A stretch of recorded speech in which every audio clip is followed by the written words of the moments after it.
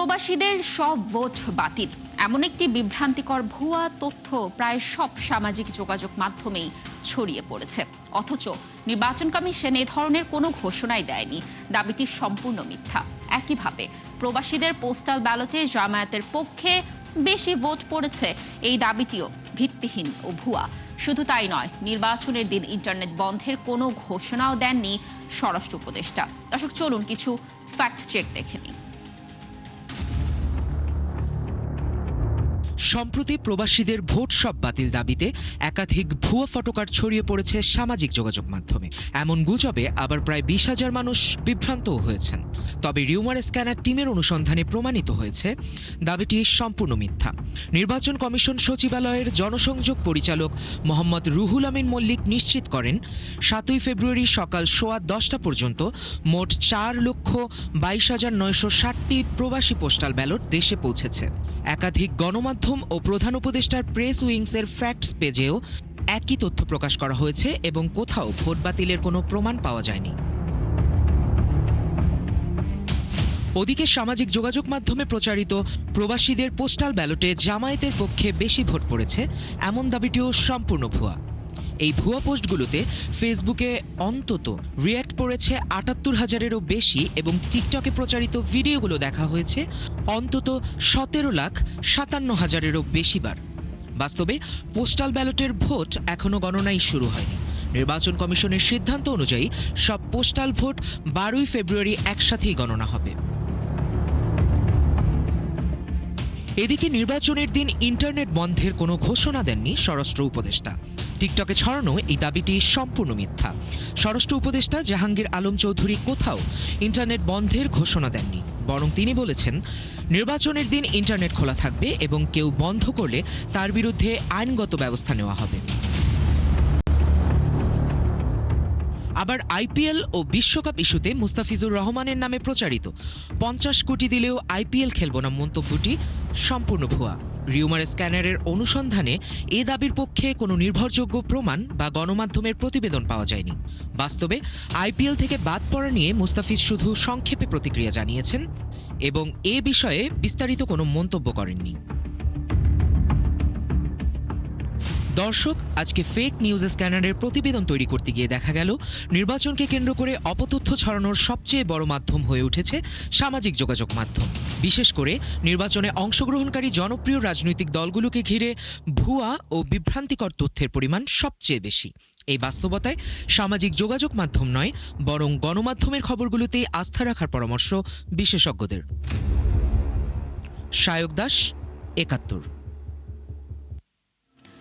দর্শক, আমরা কিছু ফ্যাক্ট চেক দেখে নিচ্ছিলাম। এই সব কিছু নিয়ে কথা বলবো। আমাদের সাথে রয়েছেন মোহাম্মদ সাইমুম রেজা তালুকদার, প্রসিকিউটর, আন্তর্জাতিক অপরাধ ট্রাইব্যুনাল বাংলাদেশ। আমরা যুক্ত হচ্ছি তার সাথে। সাইমুম রেজা তালুকদার, আপনাকে স্বাগত জানাচ্ছি ৭১ টেলিভিশনে। নিশ্চয়ই শুনতে পাচ্ছেন আমাকে? জি, শুনতে পাচ্ছি, ধন্যবাদ। সাইমুম রেজা তালুকদার, আমরা কিছু ফ্যাক্ট চেক দেখে নিচ্ছিলাম এবং সেখানে কিছু বিষয় হাইলাইট হয়েছে। এর মধ্যে একটি বিষয় যেমনটি দেখলাম যে প্রবাসীদের সব ভোট বাতিল। দ্বিতীয় বিষয়টি ছিল যে প্রবাসীদের পোস্টাল ব্যালট ভোটে জামায়াতের পক্ষে ভোট বেশি পড়েছে এবং দুটি বিভ্রান্তিকর তথ্য।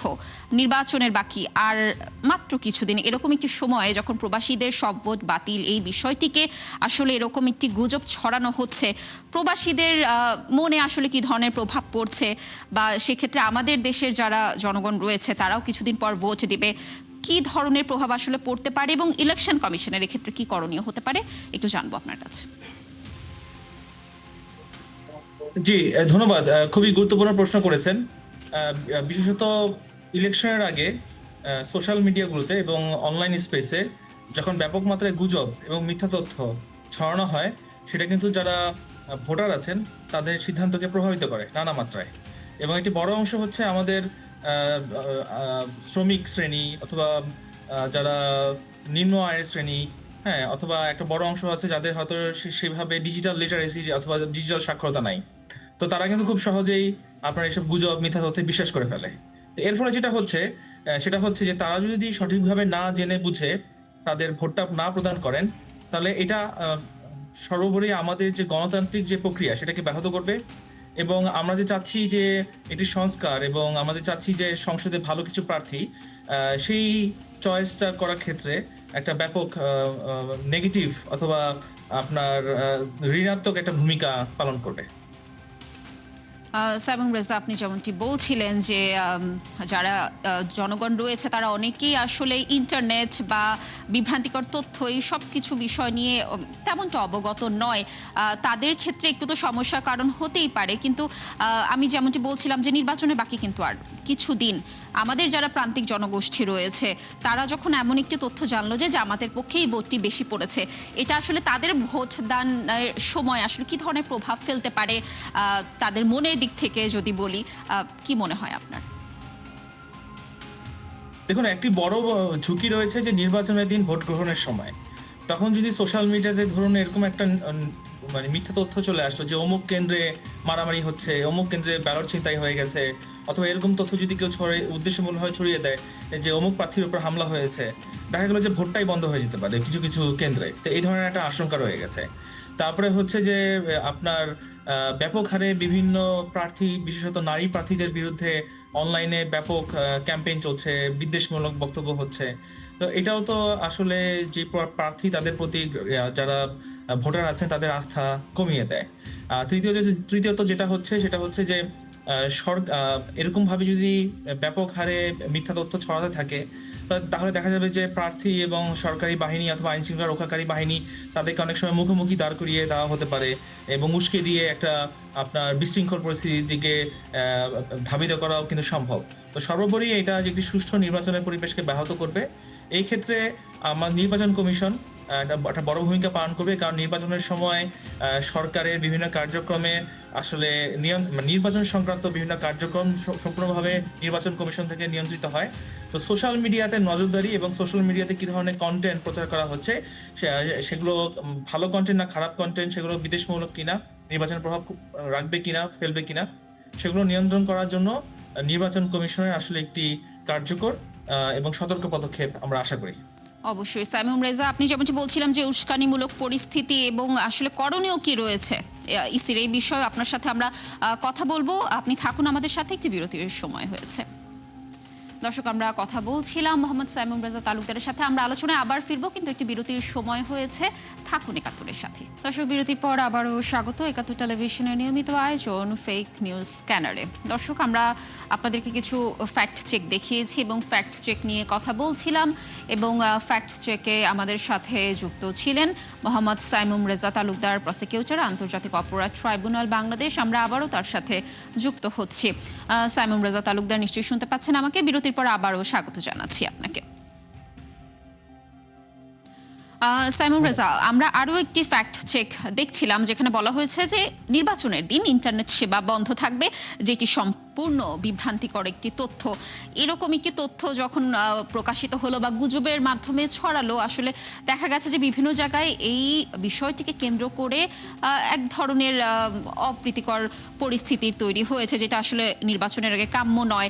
আপনার কি মনে হয় সেক্ষেত্রে আসলে ইলেকশন কমিশনের এই বিষয়টিকে আরেকটু কতটুকু জোরালোভাবে প্রচার করা উচিত, যে এ ধরনের তথ্য একবারে না দেখেই বিশ্বাস না করা, বা বিশ্বাসের জায়গাটা ইলেকশন কমিশনের উপর আরো বেশি শক্ত রাখা? ধন্যবাদ। আপনার পাবলিক সার্ভিস অ্যানাউন্সমেন্ট বলে একটা বিষয় আছে, ঠিক আছে? তো সেটা হচ্ছে আপনার নির্বাচন কমিশন যখন এই ধরনের অভিযোগ আসে অথবা গুজব অথবা মিথ্যা তথ্য নিয়ে কোনো ধরনের অ্যাক্টিভিটি আমরা দেখতে পাই, তাদের উচিত যে জনগণের জনস্বার্থে এটা প্রচার করা, যে বিশ্বাস করতে না। কারণ জনগণের কাছে যত সহজবদ্ধভাবে এগুলোর ক্ষতিকর দিক সম্পর্কে প্রচার করা যাবে, সচেতনতা বৃদ্ধি করা যাবে, সেটা আরও ভালো হবে।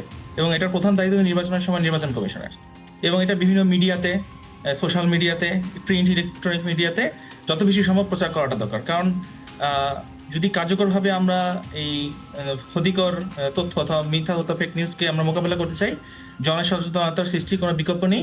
এক্ষেত্রে আসলে নির্বাচন কমিশন যেমন ভূমিকা পালন করবে, নির্বাচন কমিশন যে যারা প্রার্থী আছেন নির্বাচনে প্রতিযোগিতা করছেন তাদেরকেও বলতে হবে যে আপনারা যাতে এটা বেশি বেশি করে প্রচার করেন। এভাবেই হয়তো আমরা ঝুঁকির মাত্রাটা কমিয়ে নিয়ে আসতে পারবো।